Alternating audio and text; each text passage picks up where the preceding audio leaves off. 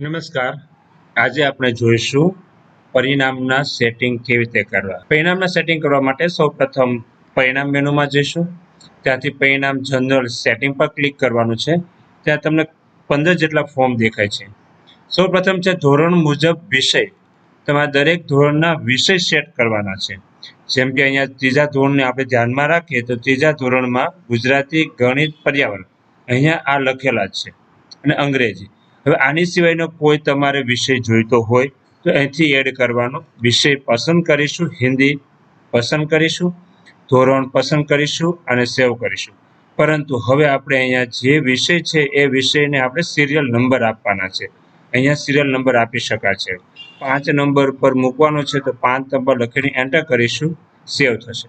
તો એટલે દરેક ધોરણના વિષયને પસંદ કરીશું અને એડ કરીશું. ત્યારબાદ ધોરણ મુજબ વિષય મુજબના માર્ક્સ સેટ કરવાના છે. આપણે ત્રીજા ધોરણમાં જતા રહીશું. ત્રીજા ધોરણમાં ગુજરાતી, ગણિત, પર્યાવરણ, અંગ્રેજી અને હિન્દી.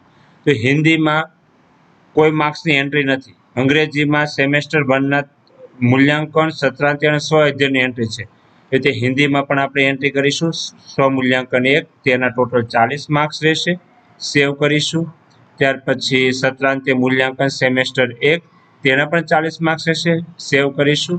અને ત્યારબાદ સ્વ અધ્યયનના ટોટલ 20 માર્ક્સ રહેશે. એને સેવ કરીશું. આવી રીતે 100 માર્ક્સની એન્ટ્રી થઈ જશે. આવી રીતે દરેક ધોરણના દરેક વિષયની માર્ક્સની એન્ટ્રી આપણે એક માસ્ટર એન્ટ્રી કરવાની છે.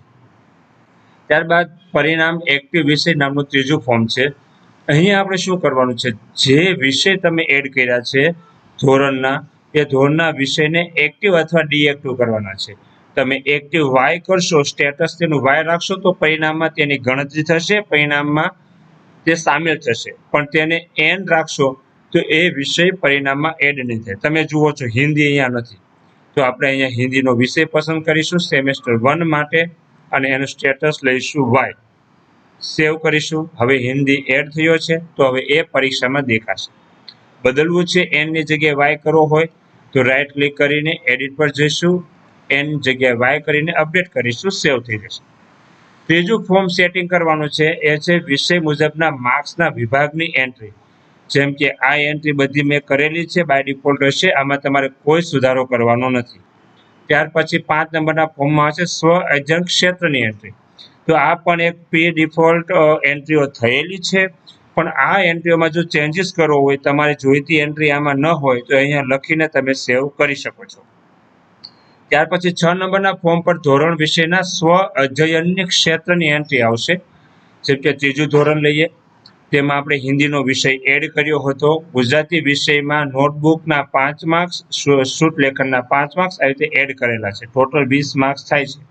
પણ હિન્દીમાં એ માર્ક્સ નહીં હોય તો એની પણ આપણે એન્ટ્રી કરવાની છે. અનુલેખન, એના આપણે 5 માર્ક્સ સેટ કરીએ.